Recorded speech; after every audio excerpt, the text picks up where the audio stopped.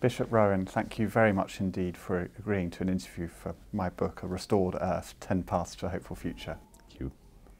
I wanted to ask you a question which my friend Justin Mundy penned, and it goes as follows. At a time of such discord and division, in which people's sense of identity is fragmented, and in which arguably an awareness of the sacred and an understanding of the value of compassion is diminished, how can one construct authentic narratives of sufficient depth to bind rather than divide us? It's a huge question, of course, and I don't know what one could do to construct narratives rather than just quarry the ones we've already got. But some of the most important narratives we have are about recognition. We have a lot of stories in and out of religious traditions of recognition, recognizing ourselves, who we really are, recognizing other human beings as like us, recognizing God in the world around us and through the world around us. And that extraordinary phrase from the book of Genesis in the Bible, "The Lord was in this place and I did not know it." It seems to me that these are very deep stories about our need to recognize and to be recognized. And just in terms of personal relationships, one of the worst sufferings people can endure is to feel no one recognizes me, no one knows who I am, no one behaves as if their life resonated with mine. So I think one of the tasks we have at the moment is dusting off some of the stories about recognizing one another and putting those somewhere in the center of our thoughts about what it is to be human. I wanted to ask you what is most required in your view to bring about a world of peace, a world of social justice and a world of environmental sustainability?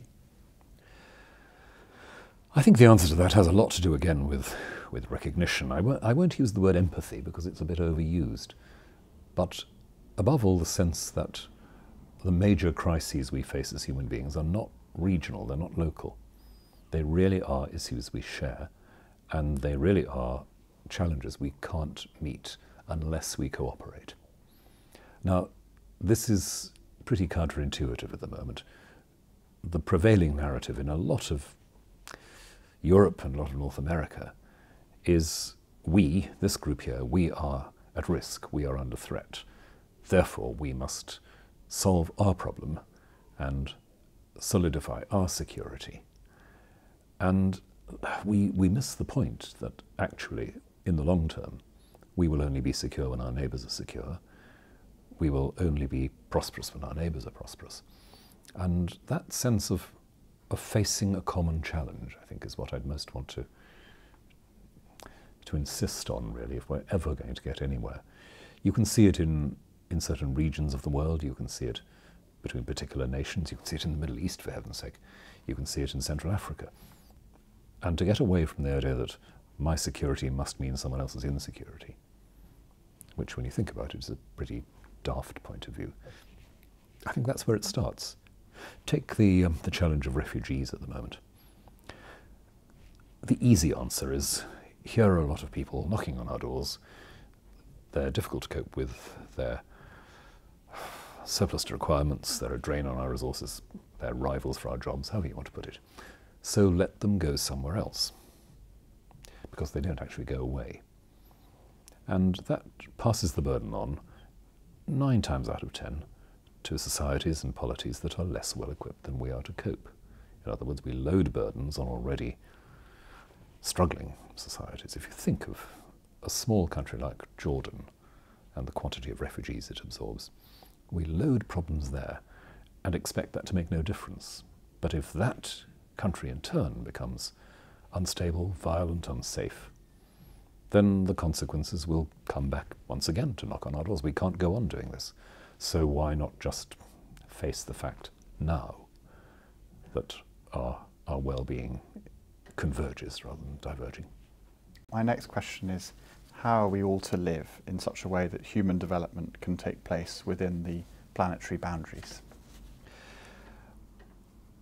All our societies, I think, simply have to examine the rate of consumption, the expectation of consumption.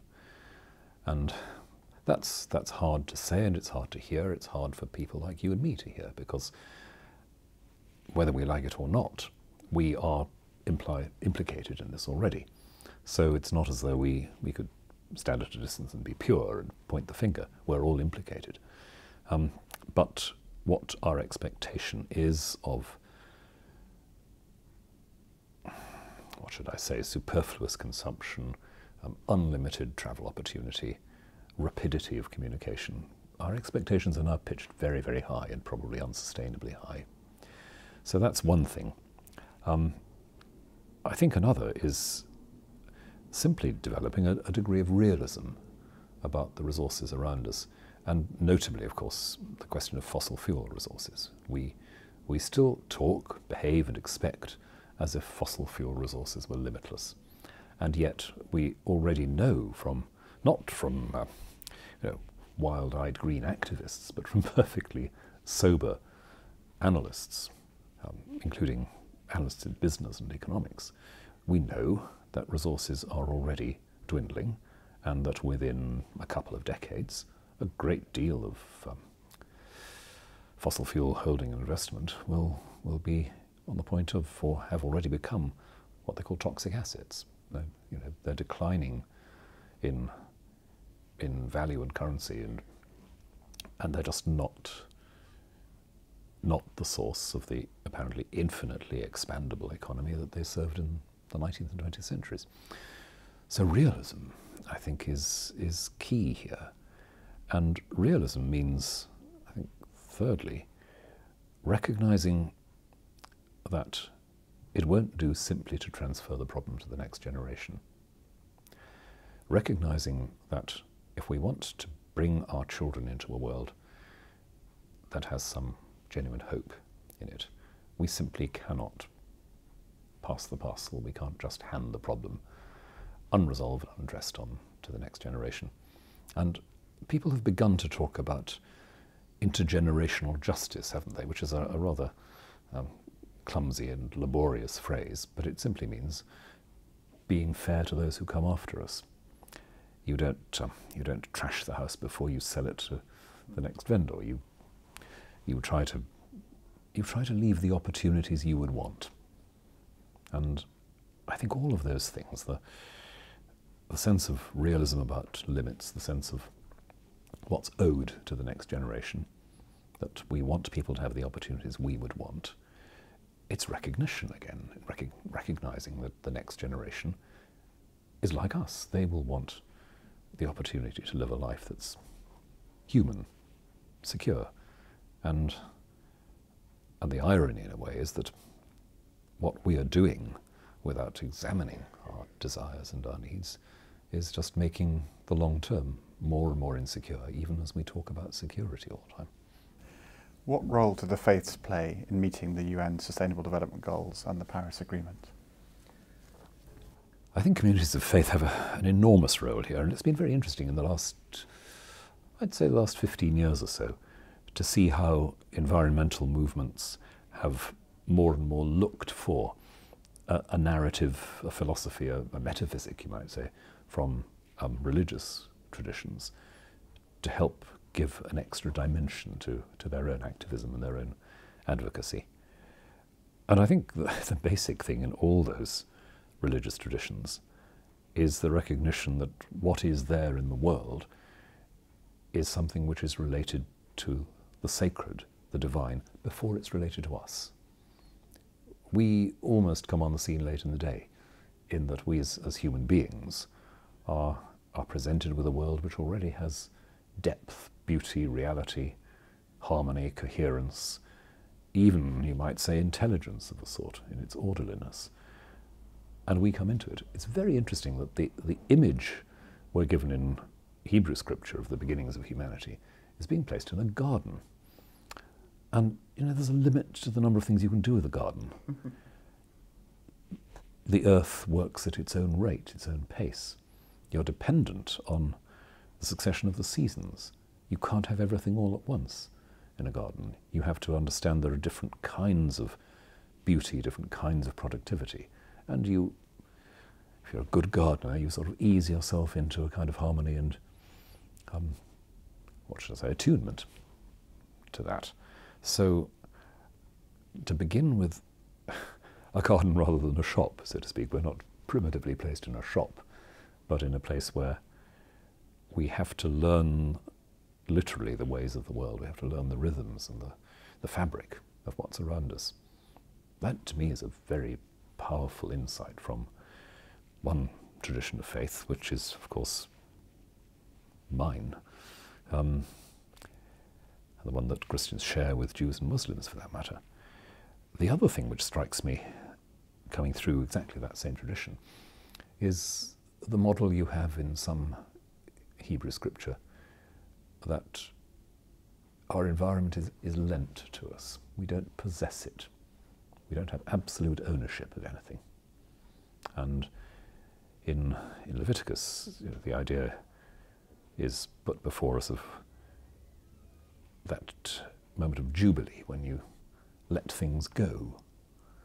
And both Deuteronomy and Leviticus have that notion that there's a kind of cyclic character to our use of the environment, that from time to time you just have to step back and let the environment be itself and re-establish its own balance, and that is to do with how we are lent this environment so that we can feed ourselves, so that we can have joy, actually. It's not just functional. And we're always on the point, on the edge of forgetting that.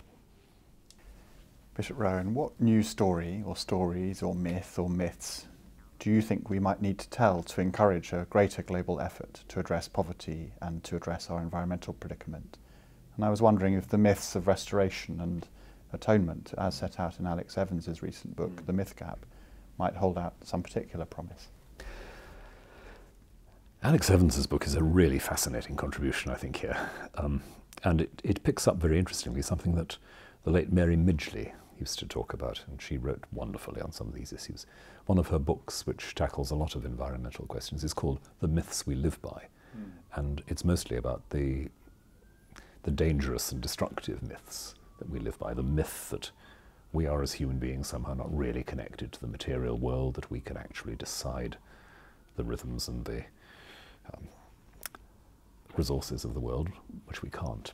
So to change the myth, yes, that's really important. And one of the things also that's foregrounded in Alex Evans's book, very helpfully, is that you don't win arguments just with statistics. And you don't win arguments by arguments, you might say. So we need to know what positive story we can tell, what touches people's wills and desires, not just their minds in the abstract. So what do we say then? What is the story? I like to think, and I'm importing here again my own religious convictions, I like to think it's a story of gift above all. That we live in an environment of actual and potential gift. When we encounter a new person, a new situation, the question we must ask is, what is the gift waiting to be given here? What is it that will enrich me in unexpected ways, not enrich me according to my agenda, but open up a new kind of relationship?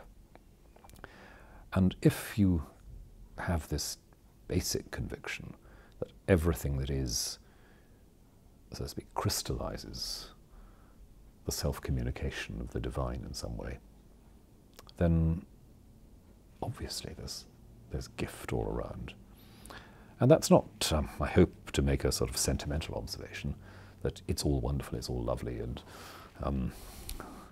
sort of Wordsworthian idea that one impulse from a vernal brook can teach us more of man than all the sages can, or whatever the verse is.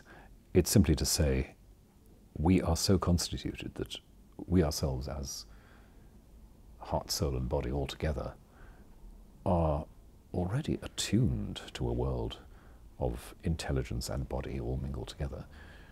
We grow as human beings when we are most open, most receptive to that world around us, because we're not strangers in it. So a story that reminds us that we're not strangers, a story that reminds us that what's around us has a dimension always out of sight, but always nourishing us sort of underground. That's something of what we need in our narratives. What would God make of the current state of the planet, of humanity and the natural environment?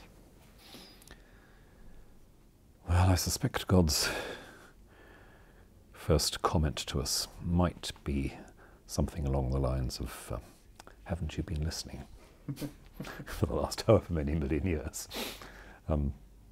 Haven't you been listening to the way things are? Haven't you been attending to these rhythms, these patterns of how the world is, including the rhythm and pattern of your own body? Haven't you paid any attention to that?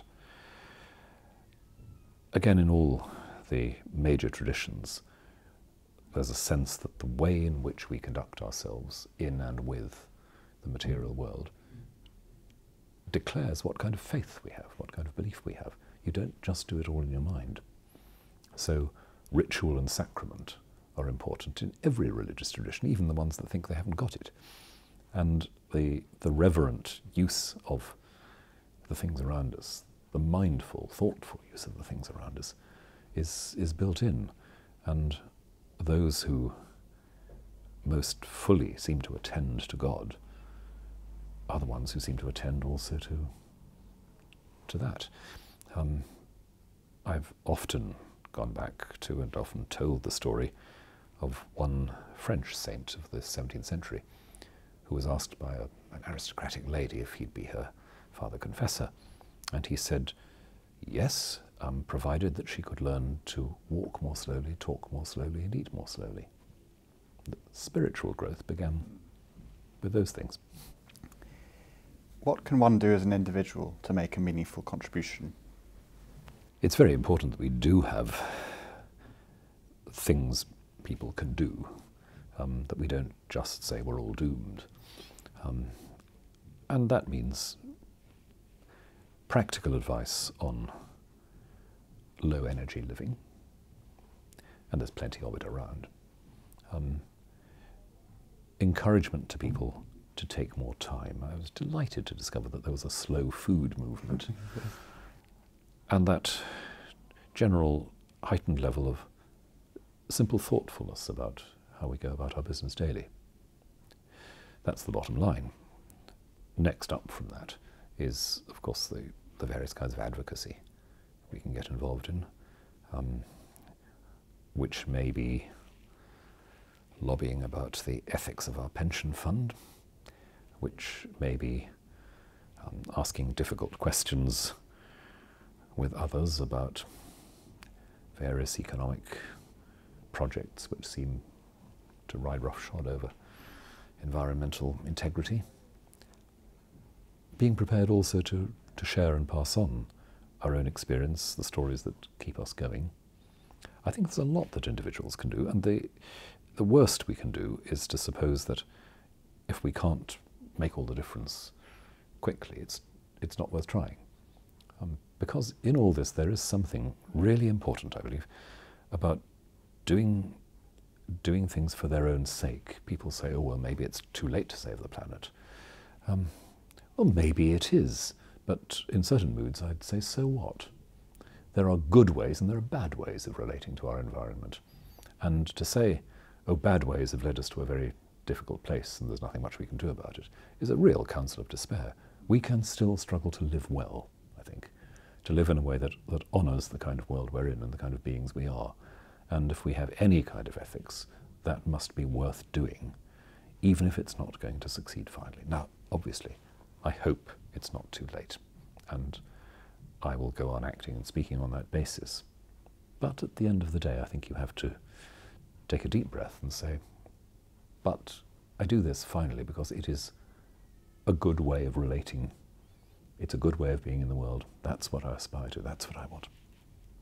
I wanted to ask you what our obligations are to other species and to the planet's biodiversity, as well as our obligations to ourselves and one another. In thinking about biodiversity, I'd go back again to this question of gift. We're in a world of enormous diversity and plurality in terms of our biological environment. We understand actually very little about it, very little about the balance of things.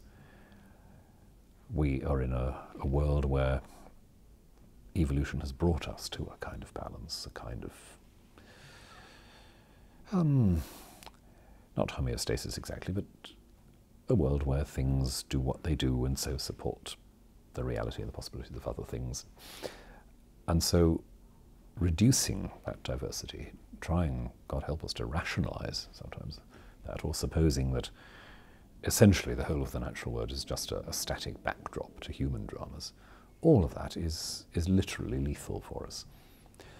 It was very interesting a few years ago when people began to notice the problems faced by bees, the reduction in various species of bees, the environmental consequences of there being fewer bees around to pollinate and cross-pollinate. And it's as if nobody had thought before that of course that's what goes on, that's how it happens. And at the far end you have the flap of the butterfly's wing that pushes the balance over into a tornado somewhere else. But that's a good myth and a good image to have in mind. We don't actually know what the details of biodiversity mean and how they work. And we've seen, haven't we, in the last half century, how attempts to re-engineer the biological pattern, the ecology of some parts of the world by introducing a new species have had completely unforeseeable consequences and thrown things right out of kilter. So I think we need a great deal of care and attention once again in that area, and to rid ourselves of the idea that everything else in our environment apart from us is just decorative. If you were to close your eyes and imagine a restored Earth, a restored Earth with a hopeful future, what might it look like, Bishop Rowe? There have been some very interesting attempts to put some flesh on that. There was a project that the University of Leeds did recently, which produced a kind of graphic novel picture of Britain in 50, 60 years' time, on the assumption that climate change would already have had major consequences, and we would have had to think very hard about the harnessing of new kinds of solar energy. So I would expect, in a world that was looking more sustainable, I would expect to see vastly more investment in the harnessing of natural energy, natural renewable energy. I'd expect to see something of a revolution in our attitudes to transport. Our expectations, as I said earlier, of being able to get quickly from one place to another, our expectations that we could, each one of us individually, manage a complicated and environmentally greedy transport service. We'd have to cooperate a bit more. And I think we'd also be looking at a world, again this comes over very nicely in the Leeds project, looking at the materials we'd use for our houses. We'd be looking at a reduction in high-rise, high-energy, high-maintenance building, and looking at the use of natural resources, natural materials, locally sourced. We'd be looking at a long-term strategy about keeping our forest reserves stable and resupplied as time went on. There's some very good things in Alex's book about that. Those are some of the things I would expect to see. I would like also to think that it would be an environment where people genuinely loved and appreciated open space, and where space would be guaranteed. There are, we all know, there are psychological results and social results from bad social planning, bad social engineering, environments that feel subhuman, that feel hostile to human beings, and there are plenty such, not so very far away from where we're sitting. The amazing thing is that people go on being so wonderful in those environments, but it's harder.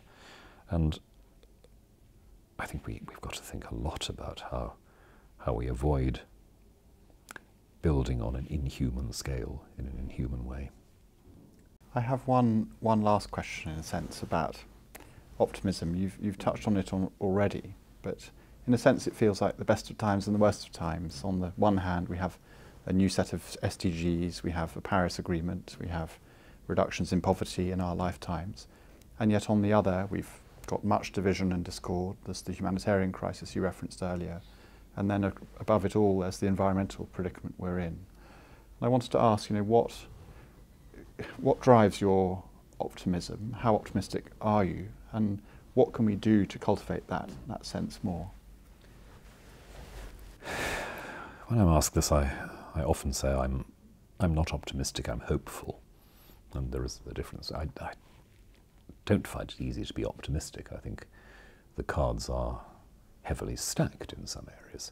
And with the patterns of politics in the last year or so, the retreat from thinking through the consequences of some of our actions, not to mention the post-truth climate, not only in the media but in people in public life who should know better. All of that is pretty depressing, and there's no point in being unreal about it. But, that being said, we do actually have a level of awareness of the environmental challenge that nobody, or hardly anybody, would have had 50 years ago.